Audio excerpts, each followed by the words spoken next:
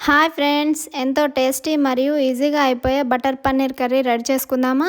దీనికోసం బటర్ తీసుకొని ఇందులో పన్నీర్ ముక్కల్ని వేసి 2 మినిట్స్ వరకు కలుపుతూ ఉండాలి. ఈ విధంగా ఇందులోనే కొద్దిగా సాల్ట్ మరియు కారం వేసి దీన్ని గోల్డెన్ కలర్ వచ్చే వరకు వేంపుకొని తీసి పక్కన పెట్టుకోవాలి. ఇదే బాండీలో 2 టేబుల్ స్పూన్ బటర్ యాడ్ చేసి సన్నగా తరిగి పెట్టుకున్న టమాటో ఆనియన్ ముక్కల్ని ఇందులో వేసుకోవాలి. 2 ఇలాచి, కొద్దిగా దాల్చిన చెక్క వేసి దీన్ని బాగా కలుపుతూ ఉండాలి. ఇది మొత్తం దగ్గరికి అయ్యే వరకు కలిపి మిక్సీ జార్లో వేసుకొని మిక్సీ పట్టుకోవాలి.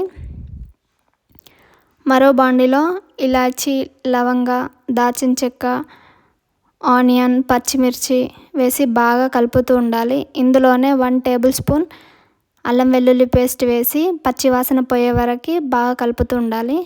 ఇంతకుముందు మిక్సీ పట్టుకుంది ఉంది కదా టమాటో ప్యూరీ, అది ఇందులో వేసి బాగా కలపాలి. ఈ విధంగా కలిపిన తర్వాత కొద్దిగా వాటర్ యాడ్ చేయాలి. వాటర్ యాడ్ చేసి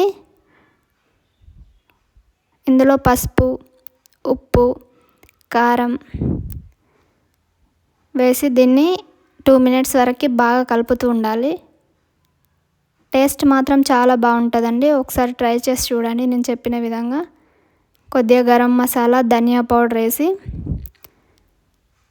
పన్నీర్ ముక్కల్ని ఇందులో వేసుకోవాలి. వేసి 2 మినిట్స్ తర్వాత ఇందులో కొత్తిమీర వేసుకొని సర్వ్ చేసుకుంటే అయిపోద్ది.